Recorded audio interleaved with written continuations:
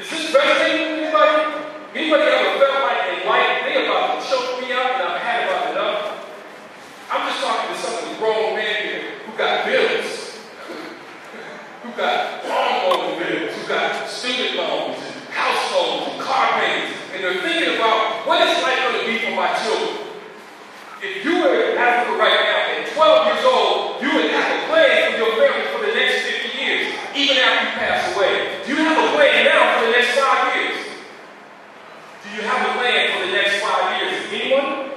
Anyone have a plan for the next 5? Let's stretch it. How about 10? Anyone have a plan for your family for the next 50 years? Now I'm talking to the grown people. Think now for the next 50 years. As a young man, you can do it right here. You can't be sat in the front row because you're wanting something. This is it. Plan for your family for the next 50 years. The direct result of that was, I stand before you today. I suffer from over 60 arrests, 20 felony convictions, 4 prison terms. I've been shot 5 times, sat in a wheelchair for a few years on catheters, diapers. I've been stabbed 10 times. I've been in most unemployment institutions in the state of California.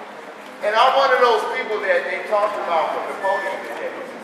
You know, California Department of Corrections kind of just let me out, drop me off at a bus stop, and I will wind up downtown with nowhere to go, not a clue what to do or how to get back into life. And while incarcerated, I'm the only child. I lost my mother. I lost my father, my granny, and my auntie all within 9 months of one another. So I literally woke up in prison one day all by myself. No letters, no mail, no nothing. But I had this resentment with the court system, you know, because they were like giving me way too much time, you know, for what I felt I should have been getting, because, you know, it's like the streets told me a man has to do what a man has to do. So going from high school to professional is almost unheard of. So again, we want to promote that you are thinking about your academics, you are doing the things that it takes for your academics, so you are going to have that safety net in case your professional dreams don't come through. And just like the gentleman was talking about, his son, you know, and I talk to students here all the time who have the idea that we've got guys who aren't even on the team talking about they're going to play in the NBA.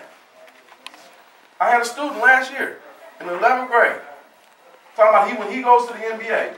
And I said, well, do you play for Dorsey? No. If you're not playing in high school, you're not playing in the NBA. You're not going to play. So those ideas that we have to really have those, get those perceptions of what it's going to take to go to play at that level. It takes an enormous amount of talent, but it also takes, and always the most talented don't always make it. What our children are a direct reflection of what we put out there. So if we do not like what we see, we have to really go back and look at what are we doing or what are we not doing. And then collectively as a community, if I don't have the resources, expertise, capability, wherewithal, tenacity, and discipline to get it done, I've got to go to somebody who can help me, and that's where the unification of the community comes in. We've got to reinforce ourselves and say, look, the community has been down, but it's okay to be down as long as we get the hell back up. And it's time for us to get back up, because when you lose your youth, and when you cannot buffer our elders, we will be destroyed as a community, and we are on that path of destruction. So we've got to say, how hungry are we? What are we willing to do? And then let's get up and let's get it done.